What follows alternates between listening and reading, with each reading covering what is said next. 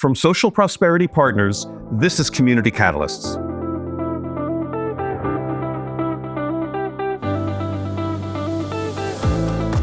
Welcome to Community Catalysts, the podcast that examines the qualities of community leadership and the many paths and forms it can take. I'm your host, Matt Lehrman. Whether you're tuning in for the first time or you're a longtime listener, welcome, and be sure to follow or subscribe so you never miss an episode. Today, we welcome Derek Ferland, the County Manager of Sullivan County, New Hampshire. A native of Claremont, the only city in Sullivan County, Derek's path led him from his hometown to the U.S. Air Force Academy, where he launched a distinguished career as a civil engineer officer, ultimately retiring as colonel. Returning to his roots, he now serves as county manager, applying disciplined and thoughtful leadership to a region rich in history and natural beauty, yet grappling with challenges like generational poverty, housing shortages, and regional identity. I'm excited to delve into Derek's journey and gain his insights on tackling those pressing issues. Derek Ferland, welcome to Community Catalysts. Hey, Matt. Thank you very much. It's great to be with you. And let me say Happy New Year to you. We're recording this on December 30th, so it's not quite the end of the year. This is going to publish sometime in January, I expect. But anyway, Happy New Year to you. Excellent. Yeah, same to you. Thank you very much. Well, Derek, thanks so much for being here. Why don't we start by asking you to describe Sullivan County? I understand, because I looked it up, 14 towns, one city, the population overall is about 44,000 people, and Claremont, the only city in Sullivan County, population about 13,000. Is that right? That's correct. Yep. Well, tell us about it. Is this like the quintessential New England community? Yeah, I think so. And of course, I'm biased because I grew up here. Right in Claremont, and it's very rural, so it's emblematic of what you would consider maybe the quintessential New Hampshire area. Every community's got the stereotypical white church steeple and the common, the village green, so to speak. So it's right out of a postcard in most cases. But it is the second smallest of New Hampshire's 10 counties in terms of population, and generally speaking, the second lowest if you're going to rank them from 1 to 10 in order of fill in the blank, whether it's demographics, economics, and things like that. So yeah, we certainly have our challenges when it comes to socioeconomics. And so, part of our mission at the government is to find out at the county level is how can we work together with the municipalities to help make life better for our citizens. But it is beautiful, and we are spoiled with natural beauty. And that's one of our main assets is trying to lean into that. In preparing for our conversation today, I asked you if there was some early leadership experience that influenced you. And you told me something that your dad said to you about the quality of leadership. Do you remember what you told me? I'd love to ask you to explain it. Right. If you want to be different, you've got to do something different. And that very simple, pithy statement has always stayed with me because it just illustrates the fact that whether it's your own personal journey, whether it's health and fitness or professionally, or personally with your relationships, if you want different outcomes for things, you have to be prepared to put in the work, or just to put in the brain power and think about what it is that you need to change and why and what those changes might look like. So yeah, it's applied to almost everything I've encountered in my life since then. And, it just never ceases to amaze me, sort of the ageless wisdom that came from my dad. So I was really lucky in that regard. Is there a particular experience where you kind of recognized that you actually applied that learning in some tangible way? I'd say the process of applying to the Air Force Academy, it was pretty involved. At the time, I really wasn't sure where I wanted to go. I'd applied to a couple of different schools, and I thought, well, this is my opportunity to do something different, and it's going to require me to go through all these extra steps. The whole application process is pretty thorough. Definitely way more robust than just applying to a traditional university. So I would imagine that the military trains leaders for linear, top-down approach to leadership. But how does that translate to local government as you experience it? Well, at least my experience in the Air Force, and I was pretty lucky. I had some amazing commanders in my civil engineer career field. And I would say a lot of them encouraged the ideas to flow up from the bottom. So I know that maybe the stereotypical thing is everything's top down. You do what you're told. It's yes sir, 3 bags full, and away you go. But I think the best leaders and the best commanders create the best environments where, people are encouraged to provide their input. Now there comes a time and a place when, when the direction is given, you salute smartly and it's just time to go execute. But if you're not in the middle of being shot at, generally speaking, you have time to think about things and solicit feedback and then decide what the best course of action is. So, I came across a saying, and I can't remember if I heard it from somebody, thought of it on my own. I'd like to think that I haven't had too many original ideas of my own. So it's something that I probably read and just forgot where, but there's an old expression that I like, which is there's no monopoly on good ideas.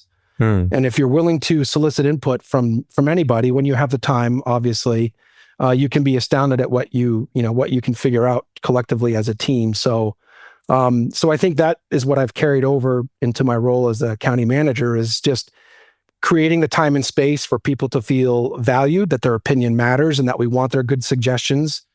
And if you go through any sort of process improvement training, like Lean Six Sigma or Green Belt, generally speaking, you find out that the best ideas come from the frontline folks that are, neck deep in doing the job every day. And they're the ones that have the best ideas. If only folks would take time to listen to them and ask them, you'd be amazed at what you can learn. So that's what I've tried to emulate with my leadership style. Is there a place in the training that you went through where you can actually point to and say that leadership training transitioned from learning to follow into learning to lead?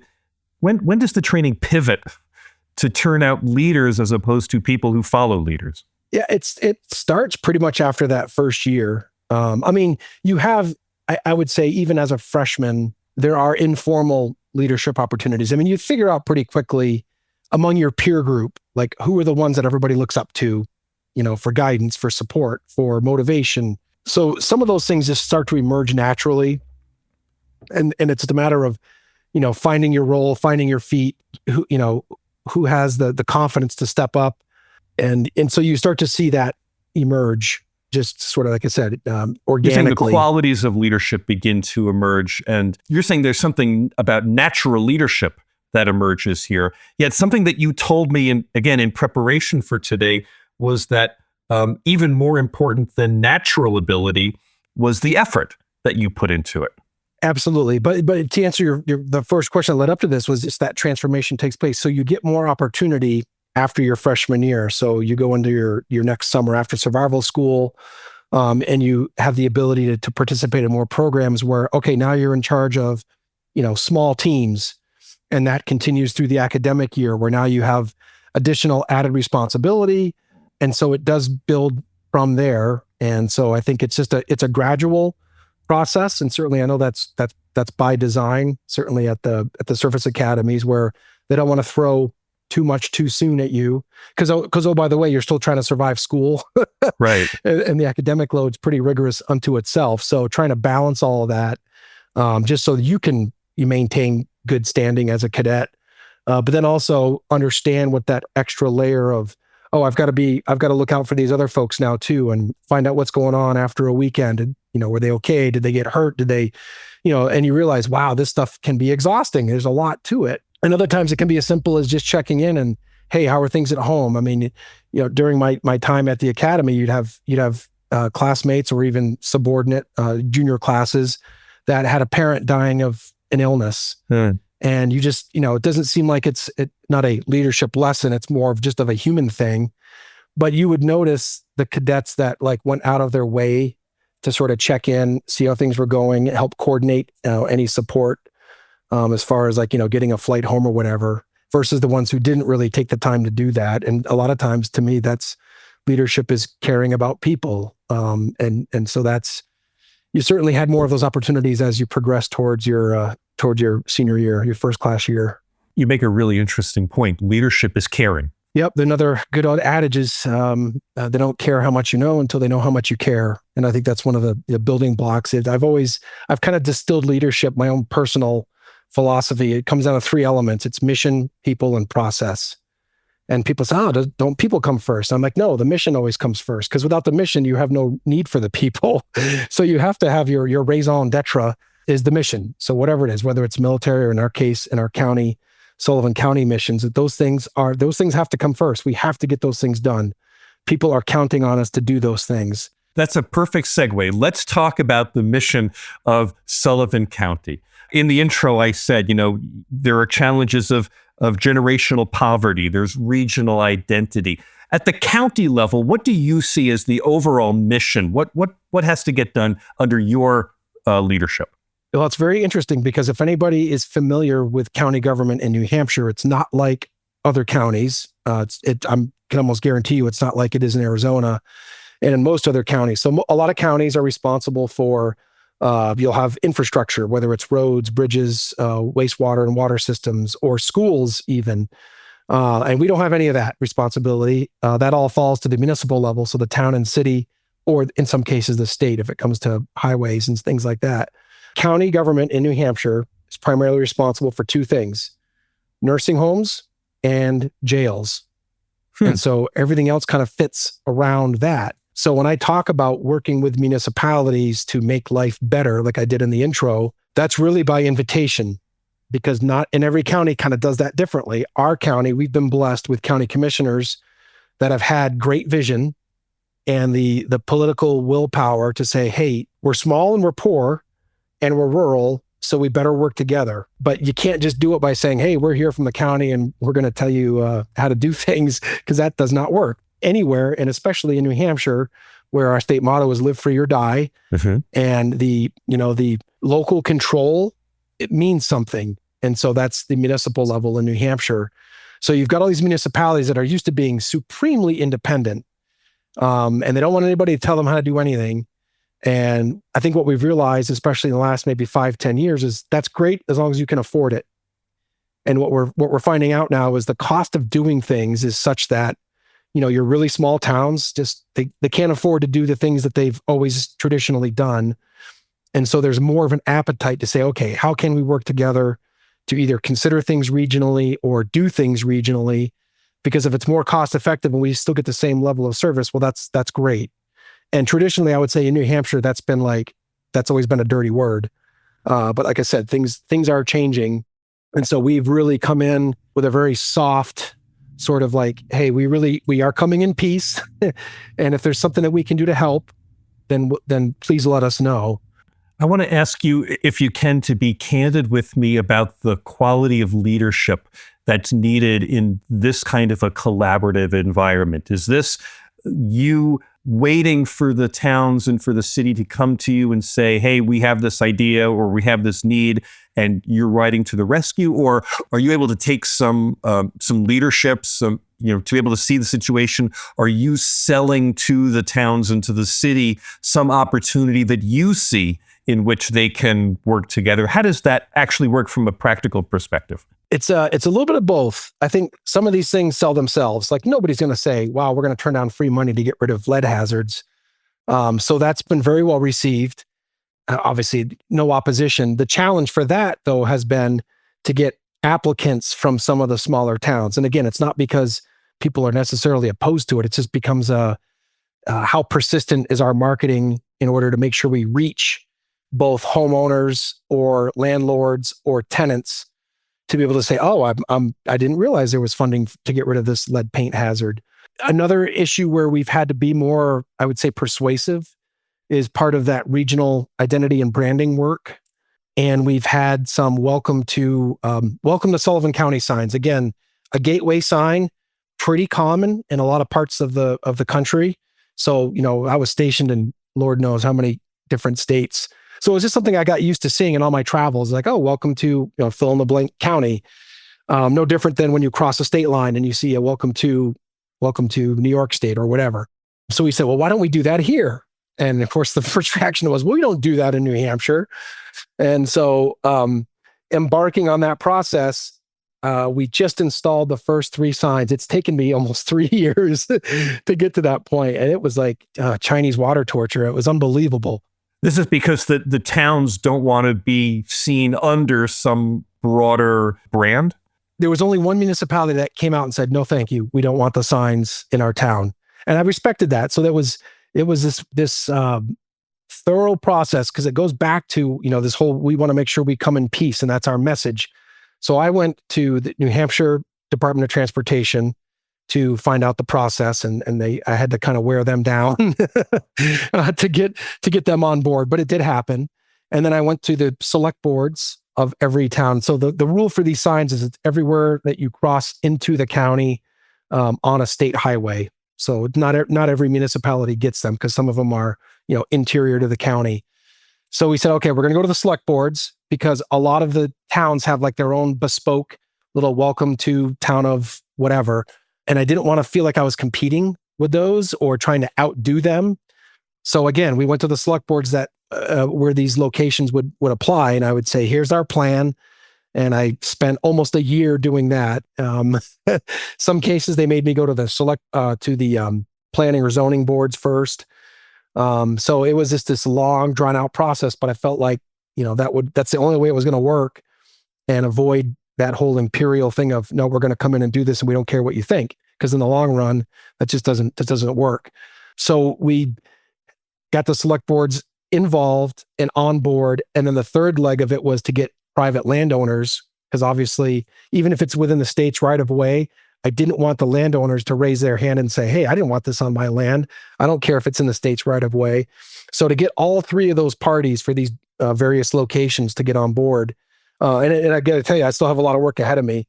The first batch of signs were just the ones where I could actually get those approvals. There's about another dozen or so where I need to be trying to work on that. Probably take another 3 years, but you're really pointing out something really interesting here. Is that signs are signs, right? I mean that they're not. They don't change the world. They're not, anything other than decoration and declaration. And yet the relationships necessary to make this happen are complex.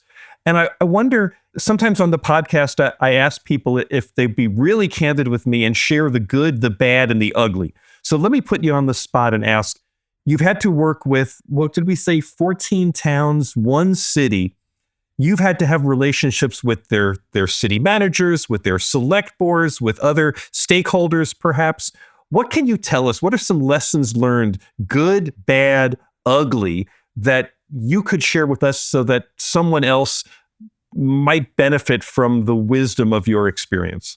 I mean, relationships matter. I mean, that's probably the enduring lesson, is some of these towns don't have full-time administrative staff. Mm-hmm. And that's, again, if you're coming from a city like Scottsdale, you think, well, that's kind of crazy. But when, town of 900 people, they don't have a full-time administrator. And if anything, they've just got a part-time office staff, and your select board basically does it all. And whether they meet weekly or every other week, some of these places I've gone, and the members of the select board, now that I'm old enough, they're people that I knew from growing up.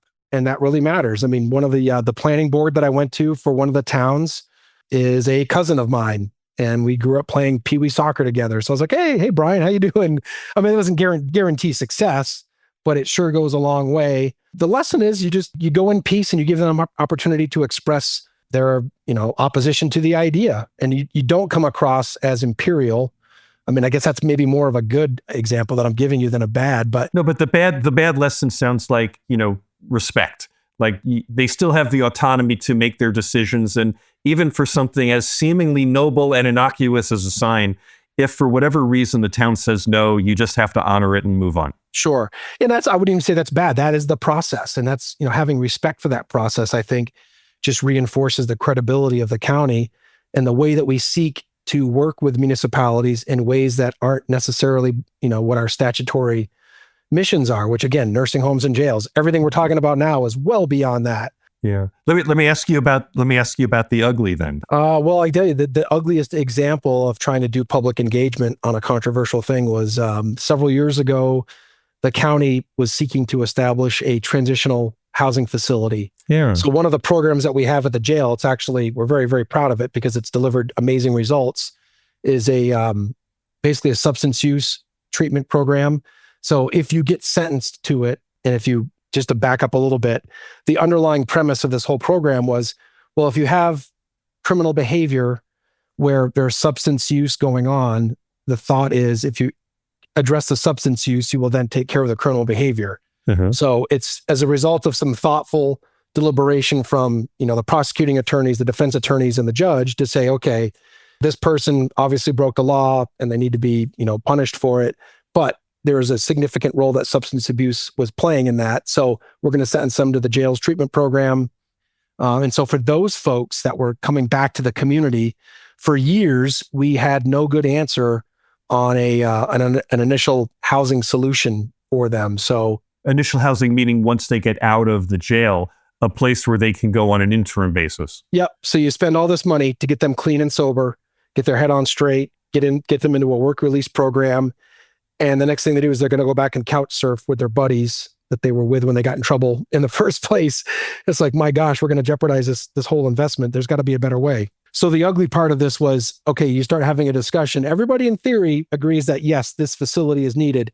And when you start talking about the location, is when the NIMBYism rears its ugly head. Sure, no one wants to live next door to people who they consider to be problematic or a potential danger. That's right. So the whole process of going through that, I mean, it was ugly, it was painful, but it was good in a way that I think we built up as a result of being patient and persistent.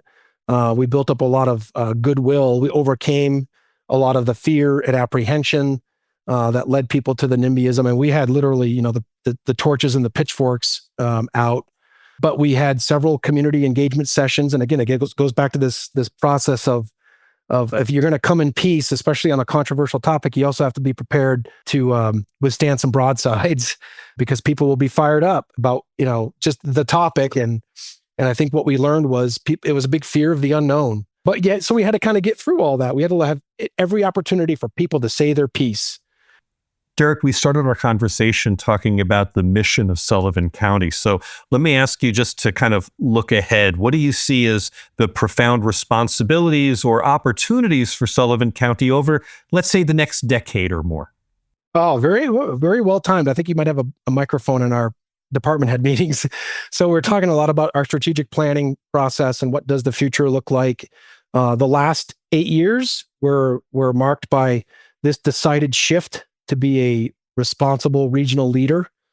That was one of the part of the goals that came out of a visioning session with the commissioners. I think that should continue, but we have some more sort of in-house stuff to address. And so big thing is workforce. And that's with our healthcare workers. COVID, obviously when you say you run a nursing home and you've been through COVID, it doesn't take much imagination to realize how tough that's been on us. But we've had a ton of retirements. It was a very, very hard time for anybody in healthcare. And so folks that didn't need the work don't do it anymore. Either they fully retired or they've gone on to do something else. So you've got to recruit staff, you got to sustain staff, you got to bring people to an area that's not easy to recruit them to, perhaps. Absolutely. Absolutely. Yeah. So that's our biggest thing. We're in the middle of a $75 million renovation construction project at the nursing home, which is going to be amazing. We're actually moving into the new portion of the building in about, probably a month to 5 weeks. And then we're going to go back in and renovate the old part of the building. So it's going to result in a first-class facility, which is really exciting, but we want to fill it up. And to fill it up, you have to have staff. And so that's going to be a big, big challenge for us is just to navigate that. And, you can't build a building like that without significant public bonding. So we've got some financial pressure. At a time when, in order to compete and fill these positions, you have to pay competitive wages. But, we have to drive that balancing act because, we're publicly funded. Everything comes from our taxpayers. So it's just really tough when you have big hospitals. And so we're 25 minutes away from Dartmouth Hitchcock Medical Center. And it's an amazing world-class institution, but that's who we're competing with in some cases for nursing staff. And we'll never be able to compete on wages with them. But they sort of set the tone and we have to, follow suit. But it's tough for us when you're from a small and relatively poor county, that sort of thing it's a tough arms race for us to keep up with for sure. So those are the things I think for the next 10 years. That's probably the next 3-year focus. And hopefully over the next 10, it's going to be things like housing, trying to work with our municipalities to connect them with resources to address housing. Again, that's completely a locally driven thing. at the county level, I see my role as helping connect them with resources and figuring out, what makes sense for each of those municipalities and how does it fit in with the bigger picture for our region. Derek, with so much division, cynicism, and profound challenges in doing the work of local government, what inspires you to keep going and what makes the sacrifices and effort worthwhile? Because this is home. I think I said before, this is deeply personal to me. I don't know that I would have the enthusiasm or the patience to do this somewhere else, but it takes on added importance because I've spent my whole life here when I wasn't in the Air Force. I want to help be part of the solution to make things better, however better is defined, because that's part of the challenge, because everybody has a different definition of what is better. But I just want to do my part. This really, really matters to me, doing what I'm doing. I'm wondering if you have a piece of advice that you would give to someone who is considering stepping forward to lead in their own community, whether that's through public office or through a staff position, or even just serving in a nonprofit capacity in some way. Yeah, I'd say it's be sure of why you're doing it. It's a great career, but it's not for the faint of heart, and it is challenging. It can be very frustrating. Things seem like they're getting worse. And when I say things, I just mean public discourse. I mean, everybody's convinced if you watch and you read Facebook comments, like every government official is corrupt. Nobody's doing anything for the best interests of the communities that we live in. And it can kind of wear you down. So the piece of advice would be, make sure you're doing this for the right reasons, because it's not going to be easy. It's part of what makes it, I think, worthwhile. And nothing worthwhile is supposed to be easy, I don't think. It's supposed to take a lot of hard work. But there's some, some of the gratuitous shots that maybe not me personally, but just people in our career field. Whenever there's anything controversial, it's so-and-so's corrupt. So-and-so should be fired. And it's like, man, come on. They're just, in a lot of cases, these folks are just doing their best and responding to their elected officials in the direction that the group has decided. And just because you're a certain person in a certain role does not make you a bad person or evil or, acting not in the best interest. But some of that's how it's portrayed. And so it can get to you if you let it. Well, Derek Ferland, thank you for your service. And thank you for sharing your leadership journey with us. It's been an absolute pleasure and privilege to speak with you.